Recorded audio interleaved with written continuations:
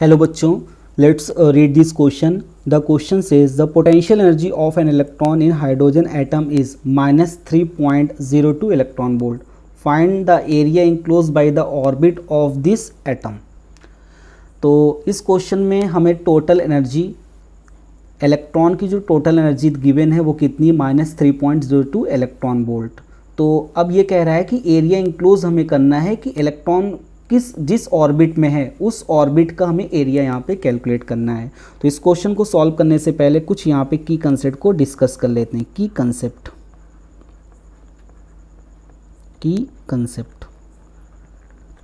तो की कंसेप्ट में सबसे पहले हम यहाँ पे डिस्कस करेंगे रेडियस ऑफ ऑर्बिट.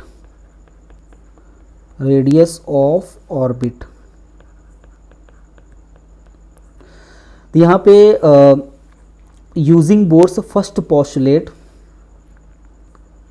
तो यहाँ पे एक एटम है, उस एटम का यहाँ पे न्यूक्लियस हो गया, ये न्यूक्लियस हो गया, और इस एटम का यहाँ पे चार्ज इस न्यूक्लियस का चार्ज यहाँ पे क्या हो गया, Z/E. Z यहाँ पे क्या है, एटॉमिक नंबर. और यहाँ पे जो इलेक्ट्रॉन है वो एक fixed non radiating stable orbit में Vn स्पीड से क्या कर रहा है, ये रिवॉल्व कर रहा है. तो यहाँ पे nth पॉसिबल ऑर्बिट, तो यहाँ पे जो रेडियस हो जाएगा nth पॉसिबल ऑर्बिट का वो हो जाएगा Rn. तो Rn यहाँ पे हो जाएगा 0.53 n square divide by Z angstrom. ये रेडियस को फॉर्मूला हो गया इलेक्ट्रॉन अगर nth पॉसिबल ऑर्बिट में रिवॉल्व कर रहा है. अब यहाँ पे सेकंड की कंसेप्ट यहाँ पे हो जाएगा टोटल एनर्जी ऑफ इलेक्ट्रॉन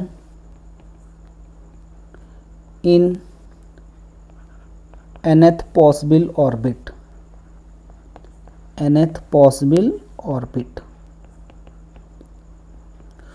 तो nth पॉसिबल ऑर्बिट के लिए जो टोटल एनर्जी का फॉर्मूला हो जाएगा इलेक्ट्रॉन का वो हो जाएगा -13.6 Z square divide by n square electron volt. तो यहाँ पे n क्या हो गया, प्रिंसिपल क्वांटम नंबर, और यहाँ पे Z क्या है, एटॉमिक नंबर. ये फॉर्मूला किसके लिए वैलिड है, यहाँ पे हाइड्रोजन लाइक एटम के लिए वैलिड है. अब इस की कंसेप्ट का यूज़ करके हम लोग इस क्वेश्चन को यहाँ पे सॉल्व करते हैं. तो इस क्वेश्चन का यहाँ पे जो सोल्यूशन हो जाएगा,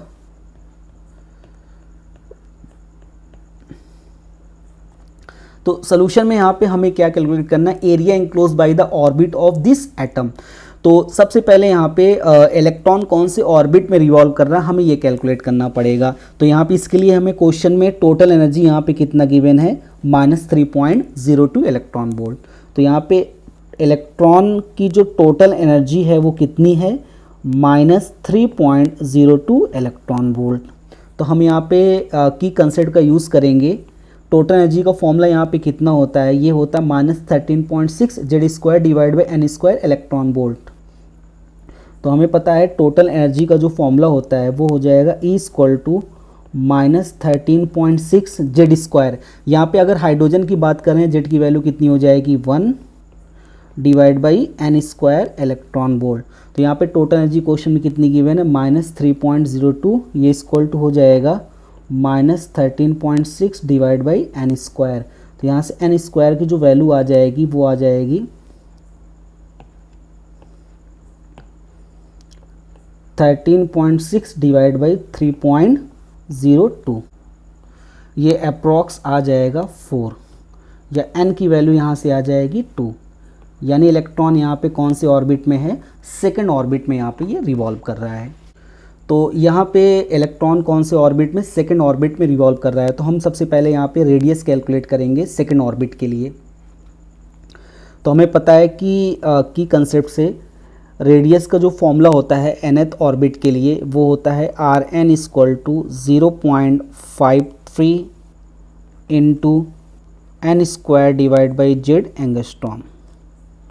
हमें पता है इलेक्ट्रॉन कौन से ऑर्बिट में रिवॉल्व कर रहा है, सेकंड ऑर्बिट में. तो यहाँ पे n की वैल्यू कितनी हो जाएगी, 2, और n यहाँ पे 2 हो जाएगा, तो ये हो जाएगा 4 डिवाइड बाई, तो हाइड्रोजन एटम के लिए Z की वैल्यू यहाँ पे कितनी हो जाएगी, 1. तो ये एंगस्ट्रॉम में आ गया हमारा आंसर. तो R2 यहाँ से आ गया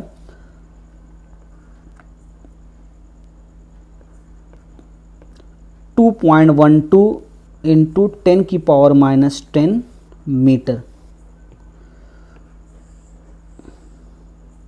हमें यहाँ पे क्वेश्चन में क्या कैलकुलेट करना है, एरिया। क्वेश्चन में यहाँ पे क्या कह रहा है, find the area enclose by the orbit of this atom. तो अब हमें यहाँ पे एरिया कैलकुलेट करना है, तो एरिया यहाँ पे हो जाएगा, एरिया इज इक्वल टू, क्योंकि यहाँ पे इलेक्ट्रॉन जो है सेकंड ऑर्बिट में रिवॉल्व कर रहा है, तो ये हमारा हो गया न्यूक्लियस और ये हो गया न्यूक्लियस का चार्ज। ये हाइड्रोजन लाइक एटम की बात हो रही है यहाँ पे। ये हमारा हो गया इलेक्ट्रॉन, और ये इलेक्ट्रॉन कितनी स्पीड से, v स्पीड से यहाँ से क्या कर रहा है, रिवॉल्व कर रहा है, और ये सेकंड ऑर्बिट में n इक्वल टू यहाँ पे क्या है, सेकंड ऑर्बिट। तो हमें इसका एरिया कैलकुलेट करना है।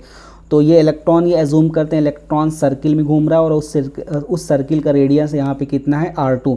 तो एरिया ऑफ दिस सर्किल हो जाएगा पाई r स्क्वायर। तो यहाँ पे सेकंड ऑर्बिट में है, इसको r2 मान लेते हैं।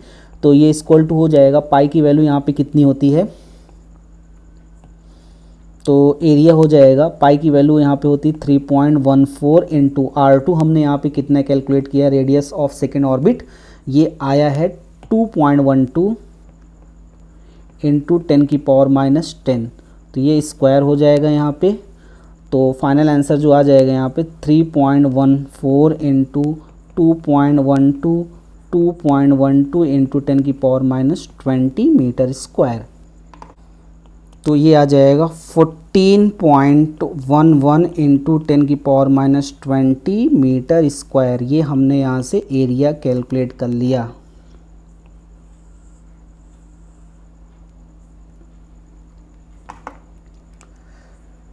तो यहाँ पे एरिया कितना आ गया, 14.11 इंटू 10 की पावर माइनस 20 मीटर स्क्वायर। तो area enclose by the orbit of this atom. So final answer is area enclosed is equal to 14.11 into 10 की power minus 20 meter square. Hope you understood it well. Best of luck.